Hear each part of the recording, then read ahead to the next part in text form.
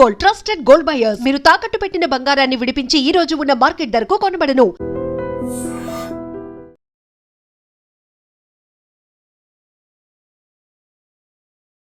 నమస్తే. జనసురాజ్ పార్టీ అధినేత, ఎన్నికల వ్యూహకర్త ప్రశాంత్ కిషోర్ తొలి విజయాన్ని నమోదు చేశారు. 30 సంవత్సరాలుగా అప్రతిహత విజయాలు నమోదు చేస్తున్న భారతీయ జనతా పార్టీకి ఎదురెడ్డి ఆ స్థానాన్ని కైవసం చేసుకోవడంతో దేశవ్యాప్తంగా ఈ విజయం అనేది ఒక సంచలనమైనటువంటి విజయంగా నమోదైనటువంటి పరిస్థితి ఉంది. ఆయన విజయం గురించి మనం విశ్లేషణ తీసుకుందాం. తమ్మారెడ్డి భరద్వాజ్ గారు మనతో పాటు ఉన్నారు. సార్ నమస్కారం. తమ్మారెడ్డి గారు, అక్కడ భారతీయ జనతా పార్టీ స్థానం అది. ఇప్పుడు ప్రజెంట్ జాతీయ అధ్యక్షుడిగా ఉన్నటువంటి నితిన్ నబీ స్థానం, ఆయన తండ్రి, తర్వాత ఆయన ఎప్పుడు ఎన్నికలు పెట్టినా వాళ్ళే గెలుస్తూ ఉన్నారు, ఆ కుటుంబాన్ని. ఆయన జాతీయ అధ్యక్షుడు అయిన తర్వాత, రాజ్యసభకి ఎన్నికైన తర్వాత అక్కడ ఖాళీ అయింది స్థానం. ఆ ఉప ఎన్నికలో ప్రశాంత్ కిషోర్ అద్భుత విజయం. అసలు యాక్చువల్గా ఎవరు గెలుస్తారేమో అనుకోలేదేమో బహుశా, ఎందుకంటే ఆయన అంతకుముందు గత సంవత్సరం జరిగిన ఎన్నికల్లో కూడా అన్ని స్థానాలు ఓడిపోయినటువంటి పరిస్థితి ఉంది. ఈ విజయాన్ని ఎట్లా చూస్తారు సార్? విజయం చూడటం అంటే ఇప్పుడు బాగా దేశంలోనే ఈ జంతర్ మంతర్ ఇన్సిడెంట్ అయిపోయినాక చాలా తేడా వచ్చింది ప్రజల ఆలోచన విధానంతో. దాని మీద స్పందనతోనే బీహార్లో కూడా ఉద్యమం స్టార్ట్ అయింది. ఉద్యమం స్టార్ట్ అయినాక అక్కడ AK-47 కూడా నడిపించారు అక్కడ బీహార్లో. సో బీహార్లో ప్రభుత్వ వ్యతిరేకత బాగా పెరిగిపోయింది ఆ టైంలో. సో నాకు గుర్తున్నంత వరకు ఇక్కడికి వెళ్ళినప్పుడు క్యాండిడేట్ని, బీజేపీ క్యాండిడేట్ని ఊళ్ళో ప్రచారం కూడా చేయలేదు కొన్ని ఊళ్ళల్లో. నేను యూట్యూబ్లో చూసేది కరెక్ట్ కదా నాకు తెలియదు, దాంట్లో చూసాను. అంటే వాళ్ళ సాలిడ్ కాన్స్టిట్యున్సీ అనుకున్న 30 ఏళ్ళ నుంచి ప్రతి ఎలక్షన్ వాళ్ళే గెలుస్తున్న దాంట్లో ఎలక్షన్కి క్యాన్వాసింగ్ కూడా చేయని పరిస్థితికి వచ్చిందంటే భయంకరమైన వ్యతిరేకత ఉంది. ఆల్రెడీ పోల్కి ముందు నుంచే ఈయన గెలుస్తాడు అని అంటే మిగిలిన పార్టీలన్నీ కూడా ఈయనకి సపోర్ట్ చేసినట్టున్నాయి. సో ఈయన గెలిచాడు అంటే దట్ షోస్ ఈ కాక్రోచ్ జనతా పార్టీ ఎఫెక్ట్ దేశంలో ఉంది అనేది. అంటే వెంటనే మనం అంటాం మరి వేరే చోట గెలిచింది కదా బీజేపీ అని అంటాం. అది గుజరాత్లో గెలిచింది అంటే అంత ఉండదు, బట్ ఎఫెక్ట్ ఉంది, కొంత ఉంది, కొంత ఎఫెక్ట్ కనిపిస్తుంది అంటారు. కొంత ఎఫెక్ట్ ఉంటుంది, డెఫినెట్గా కొంత ఉంటుంది. 100% ఎఫెక్ట్ ఉంటుందంటే ఉండదు. బట్ ఉన్న ఎఫెక్ట్లో ఈ బీహార్లో జరిగిన ఇన్సిడెంట్ ఎక్స్ట్రా జరిగింది గట, వీళ్ళు AK-47 కాల్చడం అవన్నీ చేశారు కాబట్టి నీకు అక్కడ కొంచెం రిజల్ట్ ఎక్కువ కనపడింది. ఓకే, అంటే ప్రత్యామ్నాయం ఇండియా కూటమి వైపు ఎందుకు చూడలేదంటారు అక్కడ ప్రజలు? ఏమో ఇండియా కూటమి వాళ్ళకి సపోర్ట్ చేశారేమో. అంటే RJD కూడా ఉంది, RJD 3rd పొజిషన్కి వచ్చింది అక్కడ. ఇప్పుడు కొంతమంది ఏమంటారంటే RJD వాళ్ళు బీజేపీ వాళ్ళు వీళ్ళకి ఓట్లు వేసారంటారు, ఇతనే బీజేపీ క్యాండిడేట్ అంటున్నారు. బీజేపీ వాళ్ళం RJD వాళ్ళంతా వీళ్ళకి ఓటేశారు, RJDకి డమ్మీ, ఒరిజినల్ ఆ లేడీని పెట్టారు ఆవిడ డమ్మీ, ఇతనే ఒరిజినల్ క్యాండిడేట్ అని వాళ్ళు అంటారు. అంటే ఇండియా క్యాండిడేట్ కింద ఇతను తీసుకున్నారు. ఓకే సార్, ఇప్పుడు యాక్చువల్గా కాక్రోచ్ జనతా పార్టీ ఉద్యమం, ధర్మేంద్ర ప్రధాన్ రాజీనామా చేయటం ఒక ఎదురు దెబ్బ భారతీయ జనతా పార్టీ. ఇప్పుడు ఇక్కడ ప్రశాంత్ కిషోర్ గెలవటం, భారతీయ జనతా పార్టీ తన స్థానాన్ని కోల్పోవటం, ఇది రెండో ఎదురు దెబ్బ. అంటే భవిష్యత్తులో బీజేపీ శకం ఇక ముగిసిపోతుంది అంటానికి ఒక సంకేతంగా చూడాలా వీటిని? అంటే జనరల్గా ఈ బై ఎలక్షన్ ఎప్పుడు వచ్చినా కానీ రూలింగ్ పార్టీ గెలుస్తుంది జనరల్గా, కానీ ఇక్కడ గెలవలేదు. ఇక్కడ మధ్యప్రదేశ్లో కాంగ్రెస్ సీట్ అయినా కానీ రూలింగ్ పార్టీ బీజేపీ కాబట్టి గెలుస్తానికి జనరల్గా ఛాన్సెస్ ఉంటాయి, అక్కడ గెలవలేదు. సో డెఫినెట్గా మీరు అనుకున్న కాంగ్రెస్ జనతా పార్టీ దెబ్బ కొంచెం కొట్టింది. ఓకే, ఎందుకంటే విద్యార్థులు ఎక్కడ కూడా ఉద్యమించారు కాబట్టి అవుట్ రైట్గా యూత్ అంతా కూడా ప్రశాంత్ కిషోర్కి సపోర్ట్ చేసినట్టున్నారు. అంతేగా, అంటే ప్రశాంత్ కిషోర్ ఇండివిజువల్ యూతే కాదు, మిగిలిన వాళ్ళు కూడా చేసలేదు. అంత మెజారిటీ 18,000 పైన వచ్చినట్టుంది మెజారిటీ. అవును, ప్రశాంత్ కిషోర్ ఇండివిజువల్గా ఆయన క్యాపబిలిటీ మీద చూడలేదంటారా? ఇది భారతీయ జనతా పార్టీ వ్యతిరేకత చూడాలా? భారతీయ జనతా పార్టీ మీద వ్యతిరేకత అనుకోవాలి. ఇతనికి ఉంటే డిపాజిట్లు వచ్చాయి కదా, 238 సీట్లు కంటే చేసి 236లో ఆయనకి డిపాజిట్లు రాలా, 2 సీట్లు డిపాజిట్లే వచ్చినాయి. సో అంత అధ్వాన్నమైన పొజిషన్లో ఉన్నదానికి సీటు గెలిచారంటే అది వాళ్ళ గొప్పతనం కంటే కూడా ప్రజలలో ఒక రకమైన అంటే అక్కడ అవతల క్యాండిడేట్ వీక్ క్యాండిడేట్ ఏముంటుంది, అందుకని ఈయన బెటర్ క్యాండిడేట్ అని ఈయన కేసు అంటారు. సరే, ఇప్పుడు ప్రత్యామ్నాయ పార్టీగా జనసురాజ్ బీహార్లో ఆవిర్భించే అవకాశం ఉందా? ఇండియా కూటమి మీద నమ్మకం పోతుంది కాబట్టి. అంత ఉండదు, ఎందుకంటే ఆర్జేడీ ఇవన్నీ ఉన్నాయి కదా. ఇక్కడ ప్రశాంత్ కిషోరే కంటెస్ట్ చేశాడు కాబట్టి కొంచెం తేడా వచ్చింది, కానీ మిగిలిన వాళ్ళ మీద అంత నమ్మకం కలగాలి కదా. అంటే వీళ్ళంతా జనజీవన స్వంతలో ఎట్లా ఉన్నారు, ఏం చేస్తున్నారు, అంతకుముందు పని చేశారా, ఈ సడన్గా ఎలక్షన్ కోసం వచ్చారా, ఇవన్నీ చూస్తారు ప్రజలు. ఇప్పుడైతే ఇంకా జాగ్రత్తగా చూస్తారు, భూతద్దం పెట్టి చూసి మరీ ఓటేస్తారు ఈసారి ఎలక్షన్లో. ఓకే, ఇప్పుడు జరగబోయేది 2029లో అంటారు. సో ఎవరు పడితే వాళ్ళకి ఓటు పడటం అనేది కొంచెం కష్టం. అదే గొర్రెదట్టులాగా ఓటేస్తారు అనేది ఈసారి నమ్మలేం. గుబ్బులో గోవిందలాగా అట్లా చేసే పరిస్థితులు ఎవరికి వాళ్ళు ఆలోచించుకునే ఎవరిని పెట్టినా, ఇప్పుడు మామూలు కుక్కను పెట్టినా గెలిపించుకోగలను నేను అనే టైప్ పోయింది. ఇప్పుడు మనిషిలో కొంత వాల్యూ ఉంటేనే. ఇప్పుడు బీజేపీ కూడా సార్ మేము గెలిచేస్తున్నాం అని చెప్పి 200 కిలోల స్వీట్లు కూడా ముందే 9ంటికి తెచ్చిపెట్టుకున్నారంట. ఇది మన స్థానమే కదా అని. అది వాళ్ళు కంపల్సరీగా వాళ్ళదే కదా, గెలిచే అవకాశం ఎక్కువ ఉంటుందని అనుకుంటారు. అనుకోవటంలో తప్పు లేదు, కానీ ప్రీ ఎలక్షన్కి ముందు నుంచే ప్రశాంత్ భూషణ్ గెలుస్తాడని చెప్తున్నారు. ప్రశాంత్ కిషోర్, అవును, ప్రశాంత్ కిషోర్ గెలుస్తాడని మొదటి నుంచి అంటానే ఉన్నారు. మొదటి నుంచి కాదు, ఈ కాక్రోచ్ జనతా పార్టీ ఉద్యమం స్టార్ట్ చేసిన కాడి నుంచి అంటున్నారు. ఓకే, మొదట్లో అది వాకోవర్ రేస్ అనుకున్నదే సడన్ గా మారింది, మారిపోయింది. ఈ ఉద్యమం లేకపోతే బీజేపీ లేదా కాక్రోచ్ జనతా పార్టీ ఢిల్లీలో చేయకపోయి ఉంటే అయ్యి ఉండాలి, బీజేపీని వచ్చి ఉండేదట, న్యాయంగా రావాలి.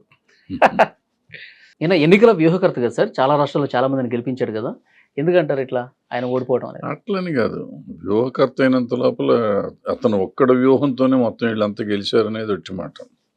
ఎప్పుడు ఎవరు గెలిచినా కానీ వాళ్ళకి ఎంతో కొంత వాళ్ళకి శక్తి ఉంటేనే ఈయన అదనంగా. ఇప్పుడు మనం సినిమా తీస్తాము, సినిమాలో దమ్ము లేకపోతే పబ్లిసిటీ చేస్తే గెలిచేస్తారా?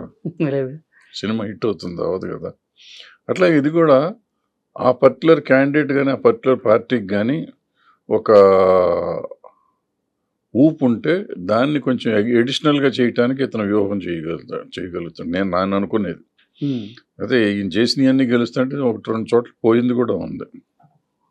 ఓకే, సో ఎవరు దేవుళ్ళు కాదు, ఎవరు అట్లా అనుకుంటే మీరు అడిగినట్టు ఆయనకి ఆయన చేసుకోలేనాడు, ఊరోళ్ళకి ఏం చేస్తాడు. బట్ డెఫినెట్గా ఏంటంటే జన ఆకర్షక పథకాలు సృష్టించడంలో కానీ లేదా జనాన్ని ఆకర్షిస్తానికి ఇతను ఐడియాలు ఇవ్వటం కానీ ఉంది అతని దగ్గర. సో దాని మీద కొంత మేధోమదనం చేయటం, ఆ టీం ఉండటం, ఆ టీం బాగా పనిచేయటం ఉంది. సో గెలుస్తున్న గుర్రానికి ఇంకొంచెం ఎక్కువ తీసుకురాగలరు. సరే, భారతీయ జనతా పార్టీ కూడా ఇప్పుడు ఈ వరుసగా తగులుతున్న ఎదురు దెబ్బల మీద డెఫినెట్గా వాళ్ళు సమీక్ష చేస్తారు. ఇప్పుడు యూత్లో మనం లేము అనేసరికే నరేంద్ర మోదీ గారు ఇన్స్టాగ్రామ్ స్టార్ట్ చేశారు. వాళ్ళ క్యాబినెట్ మీటింగ్స్లో కూడా ప్రతి ఒక్కరు ఇన్స్టాగ్రామ్ అకౌంట్ ఓపెన్ చేయండి, యూత్తో కనెక్ట్ అవ్వండి, అసలు వాళ్ళకి ఏం కావాలో ఆన్లైన్లో కనెక్ట్ అవ్వండి అని కూడా ఆయన క్యాబినెట్ మీటింగ్స్లో చెప్తున్నారంట. ఇప్పుడు డెఫినెట్గా ఈ ఓటమి మీద సమీక్ష చేస్తారు. భారతీయ జనతా పార్టీ తను మార్చుకుని మళ్ళీ గెలుపు వైపు వెళ్ళే అవకాశం ఉందంటారా? డెఫినెట్గా ఎవరైనా ప్రయత్నం అయితే చేస్తారు, గెలుస్తారో ఓడతారనే మనం అంత తొందరగా too early to decide things. So చూద్దాం. ఇవాళ మనం ఏదో పండితుల్లాగా నేను పర్టికులర్గా నేను విశ్లేషకుడిని కాదు, నేనేదో క్యాజువల్గా మామూలుగా మాట్లాడే మనిషి నేను. సో దాని మీద నేను అంత ఆలోచించి చెప్పే అంత శక్తి నాకు లేదు. బట్ ఏదైనా ఎలక్షన్ అంత ఈజీ అవ్వదు ఈసారి నాకు తెలిసినంత వరకు. అంతకు ముందు అంత జరిగినట్టు ఈజీగా జరగదు. చూడాలి ఏం జరుగుతుందో. అంటే ఈ 2 years సస్టైన్ చేయాలి. కాక్రోచ్ జనతా పార్టీ కూడా 2 ఏళ్ళు సస్టైన్ చేయాలి. బీజేపీ 2 ఏళ్ళు ఇప్పుడు మారుతున్న మార్పు. ఇప్పుడు ఎంతో మొండిగా ఉండేవాళ్ళు మొత్తం ప్రధానమంత్రి గారు ఒక రకంగా దిగొచ్చినట్టు. అంటే అఫ్కోర్స్ మేకపోతు గాంభీర్యం చూపిస్తున్నారు. ఏది ఆయన ధర్మేంద్ర ప్రధాన్ గారు రిజైన్ చేసిన రిజిగ్నేషన్ లెటర్లో కూడా మేకపోతు గాంభీర్యం ఉంది. జనం కోసం చేయలేదు, నేను దేశం కోసం చేశాను, యువత కోసం చేశాను, అది ఏదో ఏంటి సంఘ విద్రోహ శక్తులు దీంట్లో దూరకుండా చేస్తున్నాను, దానికోసం చేశాను, త్యాగం చేశానని ఆయన చెప్తాడు. ఈయన కూడా నేను క్షమిస్తున్నాను, నన్ను తిట్టినా పర్లేదు అది ఇది అంటారు. అంటే వీళ్ళు ఎక్కడ మనం తప్పు చేశాము, చేసిన తప్పుని మనం సరిదిద్దుకుందాం అనే మాట అంటలా. ప్రధానమంత్రి గారు డెఫినెట్గా చాలా గొప్ప విషయం. ఆయన వచ్చి నేను క్షమిస్తున్నాను అని చెప్పటం. అట్ ద సేమ్ టైం నన్ను క్షమించండి, నన్ను నమ్మిన వాళ్ళు కానీ నా ఆర్గనైజర్స్ కానీ ఇంతకాలం చాలామందిని తల్లుల్ని పిల్లల్ని ఆడవాళ్ళని అమ్మాయిలు బూతులు తిట్టారు, వాళ్ళందరి తరఫున నేను క్షమాపణ చెప్తున్నాను ఆయన చెప్పలా. వాళ్ళు తిట్టారని కూడా చెప్పలా, నన్ను తిట్టారు, మా అమ్మని తిట్టారు కాబట్టి నేను బాధపడుతున్నాను, అయినా క్షమిస్తున్నాను అన్నారు. ఇప్పుడు తల్లి ఎవరికైనా తల్లే. మా తల్లి నాకు తల్లి, మీ తల్లి మీకు తల్లి. నా తల్లిని మీరు ఇన్సల్ట్ చేసి మీ తల్లిని ఇన్సల్ట్ చేసినప్పుడు మాత్రం బాధపడతాను నేనంటే, నా తల్లిని తిట్టినప్పుడు నేను బాధపడినా. మన ఇద్దరికి శత్రుత్వం ఉంటే మన ఇద్దరం తిట్టుకోవాలి, మధ్యలో తల్లుల్ని భార్యల్ని పిల్లల్ని ఎందుకు తీసుకొస్తారు? సో ఇది జరుగుతుంది, అన్ని పొలిటికల్ పార్టీస్లో జరుగుతుంది, ఇళ్లలే కాదు. అన్ని పొలిటికల్ పార్టీస్లోనూ ఇట్లా బండబూతులు తిట్టుకోవటం, అసహ్యంగా మాట్లాడుకోవటం ఎక్కువైపోయింది. సో అది దాన్ని ముందు ఖండించాలి. ఇప్పుడుగా నేను ఎప్పటి నుంచో చెప్తున్నాను, 10-15 ఏళ్ళ నుంచి చెప్తున్నా. ఈ అసెంబ్లీలో కూడా అసహ్యంగా మాట్లాడుకుంటున్నారు, అసెంబ్లీలో కూడా ఈ బూతులు మాట్లాడుతున్నారు అన్ని పార్టీలు. వీళ్ళకి సిగ్గు లేదా అని కూడా చాలాసార్లు చెప్పాను నేను. సో అది ఎప్పుడు మారుతారు? ఇప్పుడు వాళ్ళని చూసే కదా పిల్లలు నేర్చుకునేది. లేదా 15 ఏళ్ల పిల్లని బూతులు ఎందుకు మాట్లాడింది? అసలు ఆ అమ్మాయికి ఎక్కడ వచ్చినాయి ఆ బూతులు, ఎలా వచ్చినాయి ఆ బూతులు? అవును, మనమే సిగ్గుపడే లెవెల్లో ఉన్నాయి. అది డెఫినెట్గా ఖండించాల్సింది. అందరం తల్లిదండ్రులు కానీ పిల్లలు కానీ మనం కానీ అందరం ఖండించాల్సిందే. అయితే దాన్ని ఖండించినప్పుడు యువతల వాళ్ళని కూడా దాన్ని ఖండించాలి. ఈ వాట్సాప్ దాంట్లో యూనివర్సిటీల్లో వాళ్ళు పెడుతున్న బూతులు అన్న మామూలు బూతులు ఉన్నాయి. ఎవరెవరిని తిడుతున్నారు, ఎందుకు తిడుతున్నారు, అవసరం ఉన్నా లేకపోయినా? ఆ పద్మావతి అప్పుడు ఎంతమంది సినిమా వాళ్ళని అసలు ఆడవాళ్ళంతా చెడిపోయిన వాళ్ళు అన్నారు. మరి ఎవడన్నా క్షమాపణ చెప్పాడు ఇప్పటి వరకు? తప్పన్న మనిషి కూడా లేడు ఇప్పటి వరకు. దాన్ని అడిగేవాళ్ళు కూడా లేరు ఈ సినిమా వాళ్ళు. సో అప్పుడే కదా అసలు ఆ స్త్రీ అనగానే వాళ్ళకి ఏదో ఇదిగా ఉంటుంది. ఇప్పుడు కంగనా రనౌత్ అంటాను కదా, ఈ ఆడవాళ్ళంతా దాని రేపుల కోసం వెయిట్ చేస్తున్నారు అంటాడు. ఆల్మోస్ట్ మీనింగ్ అదే కదా ఆవిడ చెప్పింది. వాళ్ళు బట్టలు లేకుండా ఉంటారు, లేకపోతే ఏదో రేపులు అంటుంది. అంటే ఇంత ఇర్రెస్పాన్సిబుల్గా ఆడపిల్లల్ని దూషించే విధంగా మాట్లాడతామంటే క్షమాపణ చెప్పాల్సిన బాధ్యత లేదా? నేను క్షమించాను అంటున్నారు, కరెక్ట్. క్షమించింది చాలా పెద్ద మనసు చేసుకున్నారు, బ్రహ్మాండం. ఇంతకాలానికి ఆయనకి వేరే సైడ్ కూడా ఉందిగా, ఆయన కూడా బూతులు కాదు కానీ రకరకాల కామెంట్స్ చేశారు స్త్రీలని. సో ఎవరమైనా కానీ స్త్రీలని ఇట్లా కామెంట్ చేయటం ఎంతవరకు కరెక్ట్? స్త్రీలని కాదు, పురుషులనైనా ఎవరినైనా కానీ బూతులు తిడితే డైరెక్ట్గా నువ్వు తప్పు చేస్తే నీ తప్పును గురించి మాట్లాడాలి, అంతేగాని నా చరిత్రను గురించో నన్ను గురించో మాట్లాడతాను. నేను మాట్లాడితే తప్పు, నువ్వు మాట్లాడితే రైట్ అనేది కరెక్ట్ కాదు కదా. ఓకే, సో ఆ మార్పు ఇంకా రావాలి.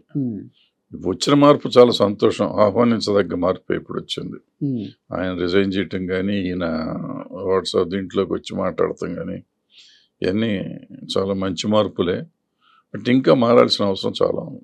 ఓకే సార్, ఇప్పుడు మీరు ఇంతకుముందు అన్నారు వచ్చే ఎన్నికల్లో మాత్రం కొంత గడ్డు పరిస్థితి ఉంటుంది, అంత ఈజీగా ప్రజలు నమ్మే పరిస్థితి లేదు అని. అంటే మీ అంచనా ఏంటి సార్ 2029లో ఎట్లా ఉండబోతుంది అంటారు? ఇప్పుడు మనకి ఇప్పుడేం చెప్పుకోలేము మనం. ఇప్పుడు రేపు CJP పొలిటికల్ పార్టీ అవుతుందా, అయితే అది ఎంతవరకు పనిచేస్తుంది, అది కూడా ఇండియాతో కలుస్తుందా, అది ఇండియా సెపరేట్ CJP సెపరేట్ ఉంటే ఆటోమేటిక్గా 3 పార్టీలు అయితే ప్రాబ్లీ బీజేపీకి రావచ్చు. లేదంటే నిన్న ప్రశాంత్ భూషణ్ గెలిచినట్టు మొత్తం CJP వాషౌట్ చేయొచ్చు భారతదేశం అంతా.